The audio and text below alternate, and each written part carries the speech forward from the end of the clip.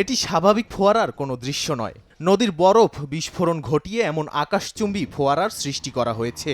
রাশিয়ার কাজাখস্তান সীমান্তবর্তী ওরেনবার্গ অঞ্চলে পাহাড়ি শহর ওরস্কে বাঁধ ভেঙে বন্যায় ডুবে ভয়াবহভাবে প্লাবিত হয়। বরফ গলে বাঁধ ভেঙে যাওয়ায় উরাল নদীর পানি বিপজ্জনক স্তরে উঠে আসায় পুরো অঞ্চল জুড়ে জরুরি অবস্থা ঘোষণা করা হয়।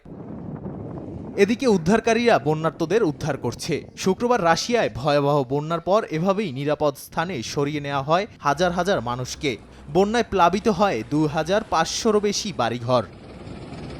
উরাল নদীতে সাধারণত বসন্তকালে বন্যা হয়, তবে সাম্প্রতিক দিনগুলোতে ভারী বৃষ্টিপাত এবং তাপমাত্রা বৃদ্ধির কারণে ওরস্কের নিকটবর্তী নদীর পানি স্বাভাবিকের চেয়ে প্রায় 1 মিটার বেশি বেড়ে যায়।